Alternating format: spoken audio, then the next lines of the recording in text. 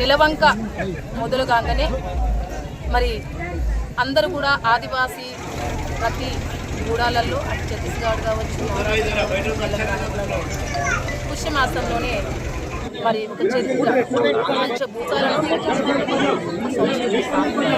ఆదివాసీ సమాజంలో మనం చూస్తున్నాము. జెండా, ముండ, పులి, ఏనుగు ఇలాంటి దేవతలను పూజించుకోవడం అనేది జరుగుతుంది. ప్రతి దేవతలను పూజిస్తారు. పుష్యమాసం నుంచి మొదలవుతుంది.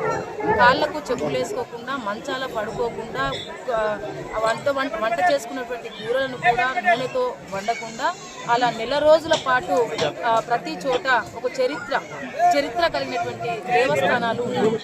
అదే చూసుకున్నట్లయితే ఆదిలాబాద్ జిల్లాలో చూసుకున్నట్లయితే జంగోబాయి దేవత మనం చూసుకుంటాం. మొట్టమొదటిసారిగా జంగోబాయి దేవత నుంచి అక్కడి నుండి మళ్ళీ కేస్లాపూర్, ఇంద్రవెల్లి మండలి కేస్లాపూర్, దాని తర్వాత ఇక్కడ నార్నూరు మండలి, దాని తర్వాత కేరేమేరి, ఇలా చాలా ఒక పవిత్రమైనటువంటి ఒక చరిత్ర కలిగినటువంటి దేవస్థానాలు ఇక్కడ ఉండడం అనేది జరుగుతుంది.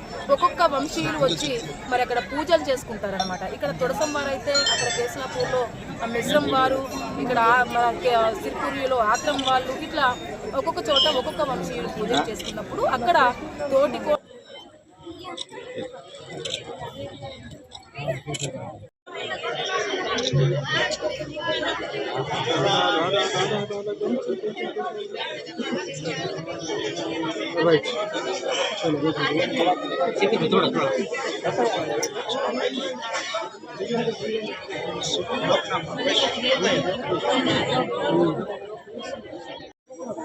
आचार्य केम तो लेट आसन में